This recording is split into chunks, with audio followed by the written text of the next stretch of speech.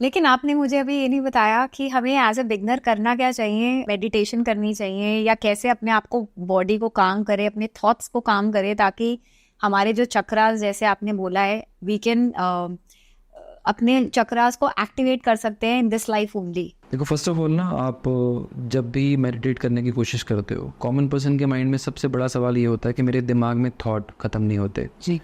गंदे से गंदा थॉट आता है जब इंसान बैठता है। कमर सीधी होना ज़रूरी है सबसे पहली चीज़, और आपका फोकस इस जगह पर होना ज़रूरी है, आगे चक्कर के ऊपर जब शुरुआत की जाती है। तब जब भी आप इस मुद्रा में बैठेंगे, इस चीज़ में करेंगे, तो धीरे धीरे जब आप अपनी अंदर जो चीज़ें आप फील करना शुरू करेंगे, अपनी सांसें सुनेंगे या अपनी ब्रीदिंग को नोट करना शुरू करेंगे, तो नींद और मेडिटेशन के बीच में हल्की सी लाइन पर आप खड़े हो जाएंगे। एक टाइम बीच में आएगा जब आपको दुनिया भी नहीं याद रहेगी और आपको खुद का भी याद नहीं रहेगा, आपको नींद और मेडिटेशन के बीच में एक लाइन मिलेगी। अगर आप नींद की तरफ चले गए, आपकी कमर झुक जाएगी बाय डिफ़ॉल्ट, ठीक है। तो कमर सीधी रखना इसलिए ज़रूरी है, लेकिन किसी चीज़ का बैक का सपोर्ट लेके नहीं बैठ सकते आप, सीधा बैठना है नीचे, ठीक है। जब आपको मेडिटेशन आ जाएगी फिर आप कहीं भी कर सकते हैं, ठीक है। तो ये चीज़ समझना ज़रूरी है। थॉट जितने आते हैं दिमाग में आने दीजिए, लेकिन आपको सिर्फ एक चीज़ पे ध्यान देना है, आपको अपनी जो ब्रीदिंग प्रोसेस है उसी को काउंट करते रहना है। ओशो ने भी यही कहा है, ब्रीदिंग पे के ऊपर ध्यान देना शुरू करो। जिस टाइम पे आपको दुनिया और खुद भूल कर यहाँ पर एक लाइट दिखनी शुरू हो गई, आपका ध्यान रखना शुरू हो गया। और लाइट कुछ ऐसा नहीं है कि एकदम से लाइट्स के कलर्स चेंज होंगे। यहाँ पर हल्का सा पहले आपको येलो एंड रेड दिखेगा, हल्का सा मिक्सचर। फिर उसके बाद नेक्स्ट लाइट आती है आपके पास, हल्की सी वाइटिश लाइट, फिर वो ब्लू होती है, फिर वो एकदम से ब्राइट हो जाती है, फिर धीरे धीरे डिफरेंट स्टेजेस आती हैं, और आप एक जगह पर बैठे हुए मेडिटेशन के लेवल्स में यूनिवर्स में ट्रैवल कर सकते हैं, ब्रह्मांड में।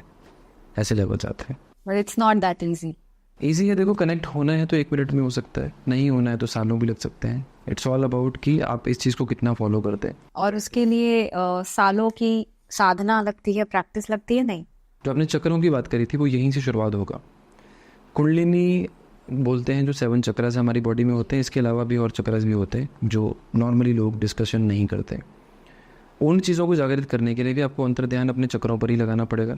अगर आपके चक्रास बैलेंस होंगे, सबसे पहले हील होंगे, फिर बैलेंस होंगे, फिर वो एनर्जाइज होंगे। जब वो एनर्जाइज होने शुरू होंगे तो कुंडलिनी जागृत होगी। जब वो जागृत होनी शुरू होगी तो आपको दुनिया की किसी भी चीज़ का वो नहीं रहेगा इंटरेस्ट। अब इसमें 2 चीज़ें और हैं। आई डोंट नो, मुझे ये पॉडकास्ट ख़त्म नहीं करना because there is so much to know from you.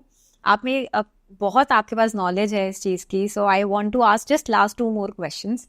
जैसे अभी आपने बात करी कि हम जब ध्यान लगाने बैठते हैं तो इट्स नॉट नेसेसरी कि हमें कितना टाइम लगता है, इट्स जस्ट द फोकस जो हमें एकदम राइट वे में बैठना है और कितना जल्दी हम कर सकते हैं।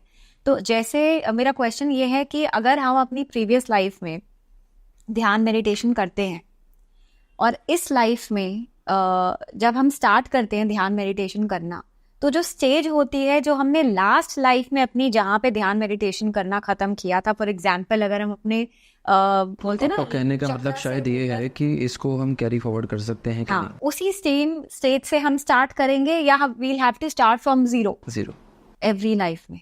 0 होगा। उसके पीछे रीज़न ये है कि आपको उस जर्नी को कंटिन्यूटी में कैसे डालना है, अपनी उस चीज़ को जागृत कैसे करना है, आपको नहीं पता। बुरे कर्म तो हम पूरे भुगतेंगे, अच्छे जो हमने ध्यान लगाने से इस लाइफ में जो ब्लेसिंग्स हैं वो अच्छे कर्मों की वजह से ही है। अच्छा, अगर अपनी छत है, घर है, परिवार है, बच्चे हैं, शांति है, आपकी लाइफ चल रही है, वो अच्छे कर्मों की ब्लेसिंग। हम बुरी चीज़ें तो हमेशा काउंट करते हैं, हम अच्छी चीज़ें कभी काउंट नहीं करते।